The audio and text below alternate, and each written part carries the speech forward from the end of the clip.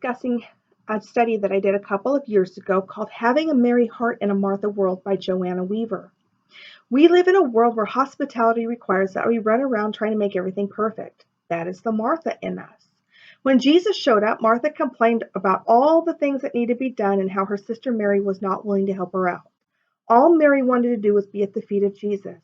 It is a struggle that we as women have to this day. I struggle to drop all that I'm doing and just receive what it is that Jesus wants to give me. Sometimes Jesus just needs our undivided attention. Trust those times. You can never go wrong putting God first. Joanna points out that we need to be aware of the Martha overload. It can create burnout. I worked so hard on making everything perfect when I was leading my women's group that there were times that I was forgetting the real reason that I was leading it.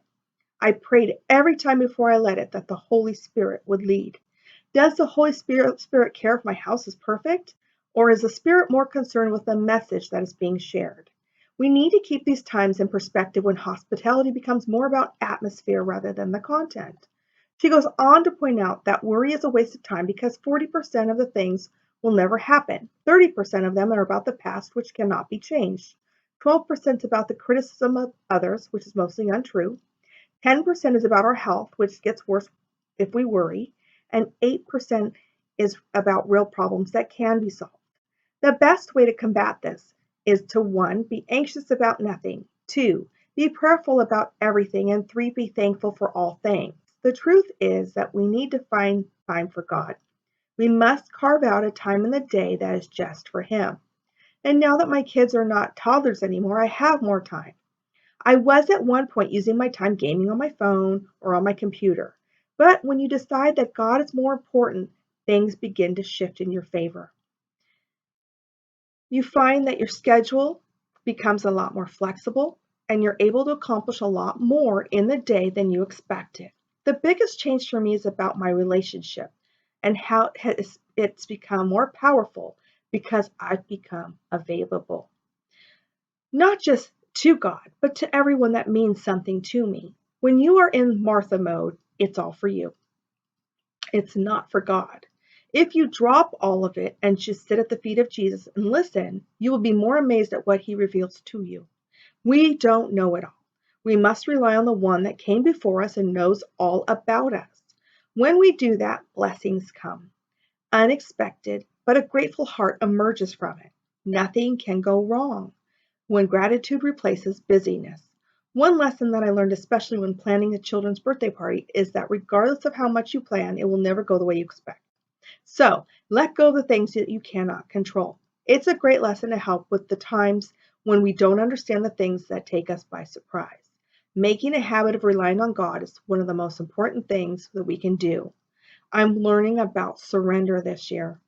He knows when we're born and when we're going to die and everything in between.